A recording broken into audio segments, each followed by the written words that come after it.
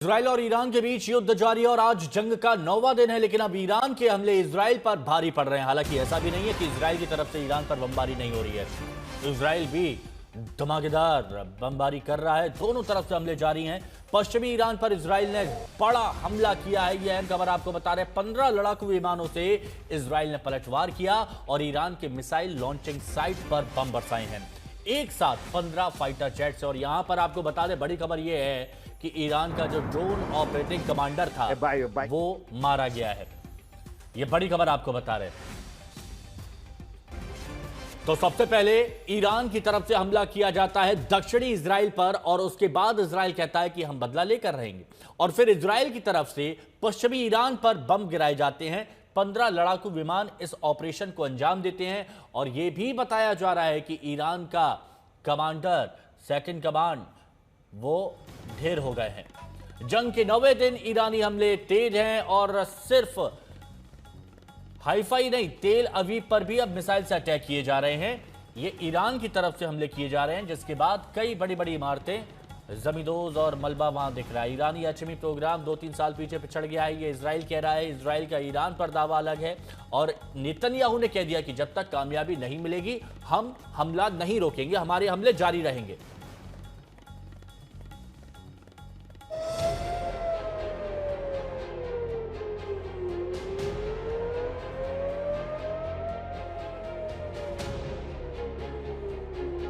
तहस नहस पूरा शहर, खंडहर में तब्दील इमारतें, आसमान में मिसाइल हमले को नाकाम करते डिफेंस सिस्टम और जमीन पर पड़ा मिसाइल का मलबा। इजराइल पर ईरान के सबसे ताजा हमले के सबूत हैं। इजराइल का हाइफा ईरान के हमले से कैसे तबाह हुआ है, ये तस्वीरें उसकी गवाही दे रही हैं। इजराइल और ईरान के बीच जंग का आज 9वां दिन है। ईरान और इजराइल के बीच बीते 24 घंटों में हमले और तेज हुए हैं। बड़ी बात यह है कि ईरान ने इजराइल में उम्मीद से ज्यादा तबाही मचाई है।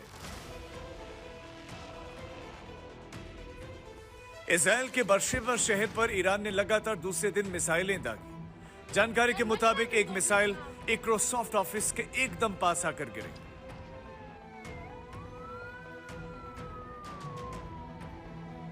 आप देख सकते हैं कैसे काला धुआं और आग की लपटें उठ रही हैं, कारें धड़क रही हैं। अब यह तस्वीर देखिए, इजराइल के शहरी इलाके में ईरान की मिसाइल आकर गिरती है और फुटपाथ पर जोरदार धमाके के साथ एक बड़ा गड्ढा हो जाता है। इससे पहले ईरान ने मिसाइल अटैक से इजराइल के बर्शेवा शहर में अस्पताल को उड़ा दिया।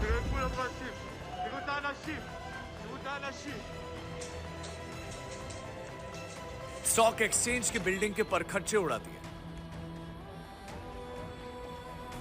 ईरान के मिसाइल हमले ने इजराइल के तेल अवीव, यरूशलेम और हाइफा को धुआं धुआं कर दिया।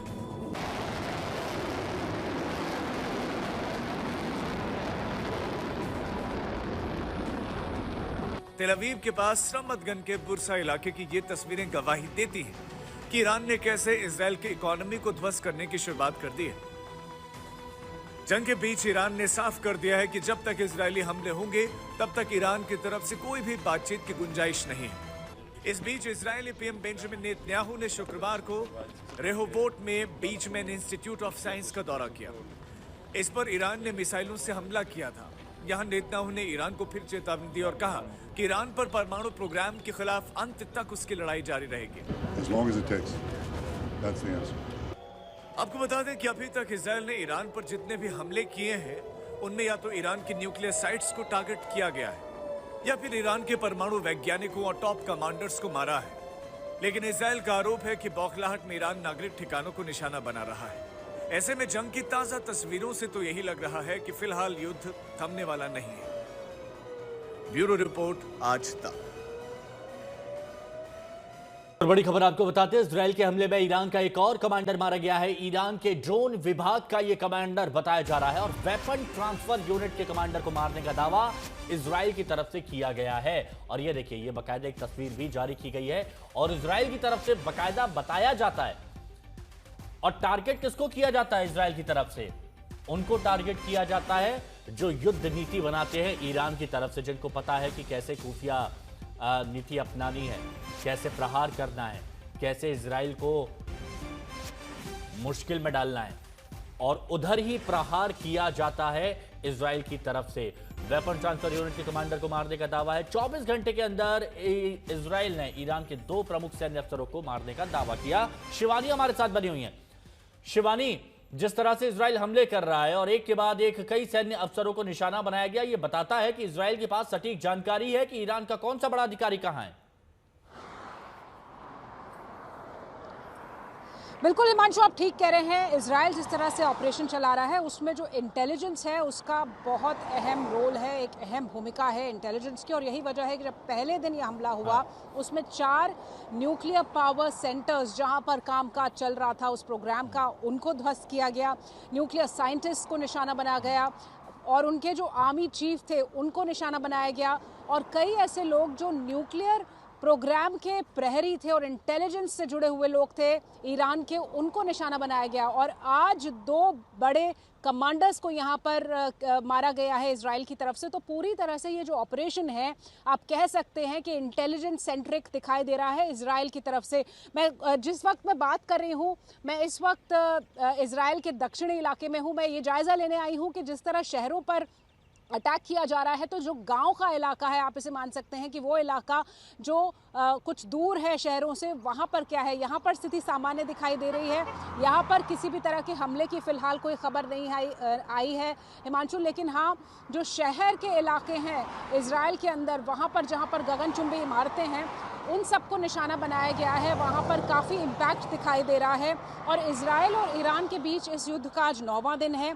और इस 9वें दिन हम देख सकते हैं कि जहां ईरान हमले कर रहा है इजराइल की तरफ, तो इजराइल भी चुन कर जो चुनिंदा कमांडर्स हैं ईरान के, उन पर हमला कर रहा है और उनको वहां पर मार रहा है, ताकि जो उसका ऑपरेशन है, जिसका जो असल मकसद था, जैसा कि इजराइल कह रहा है कि उसकी न्यूक्लियर कैपेबिलिटीज को खत्म करना है ईरान की, उसकी मिसाइल सिस्टम्स को खत्म और वही करना है, यहाँ पर लक्ष्य तो लेकर उसको चल भी रहा है। और आगे शिवानी, बढ़ रहा है। सिंपल सी बात, इजराइल ये मानकर चल रहा है कि आप जिसको कमांडर बनाएंगे वही इजराइल के निशाने पर आएगा। शुक्रिया आपका हमारे साथ जुड़ने के लिए।